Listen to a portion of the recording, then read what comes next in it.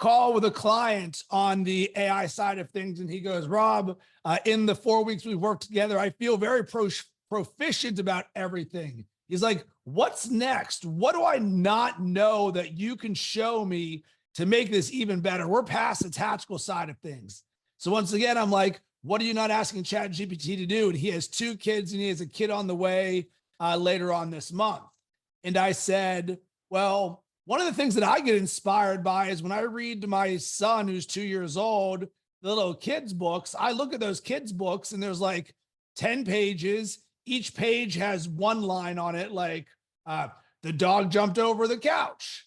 The couch is now dirty. And then there's just one image on each of those. And I see that and I'm like, well, have you ever considered creating your own kids book or kids story or kids line? And he's like, what? I was like, let's do this together. And I'll show you how we can create a kids book in about 2 minutes. I want to create a digital children's story for my son. I want it to be simple, just 8 lines. Each line will be its own page and we will have its own image, similar to how children's books are created. Context for this. My son's name is Maverick. He likes dinosaurs. He's a happy, joyful kid. I want the story to be positive, uplifting, easy. Let's start with building out the 8 lines. Remember, each one will have an image, so we need to be able to have enough context to create the image. Also, write this for a 2-year-old reading level. Great. Well, here is my 8-page story about my son, Maverick, and dinosaurs. Maverick wakes up with a big smile, puts on his favorite shirt. Cool, thank you. Great. Let's move on to the image. The goal is to show a visual representation. Consistency important. Let's create the first one. What I'm about to share with you is not the perfect execution. It is the possibility of it. So here's the first image. And this one actually looks like my son, Maverick, where I was like, oh, that's great. One thing that I learned, which I've not yet got yet, AI images is probably the least refined of all of AI.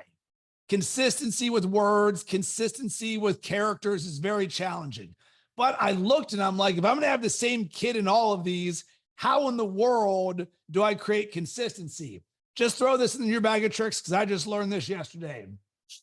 What you can ask it is to show me this image's Gen ID.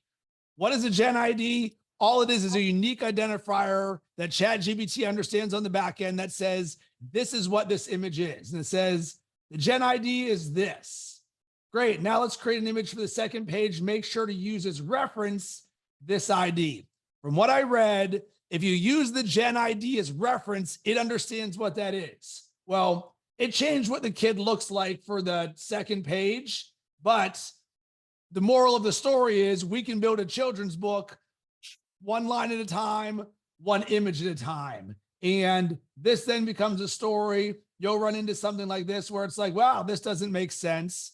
But what you do is you just download this, you go to Canva or Photoshop, you white that thing out and you put in your own text, and congratulations, 5 minutes later, you've got your own children's book. So you've got that. And then to yes and this, I was putting Maverick to bed 4 hours after I created this. And I was like, hey man, you want to create something? He's like, yeah. So I said, let's create a friendly dinosaur cartoon. I showed him this and it lit him up. And he's like, I want a T-Rex. I was like, there you go. He goes, I wanted to eat an apple. There you go. All right. So what are we not asking ChatGPT to do? Of course, we're all here for business growth, but by opening your aperture of what's possible, you can then look at this and say, I never thought I could talk to my child and create an image, or talk to my employee or team member, or create a book, or create an IG carousel.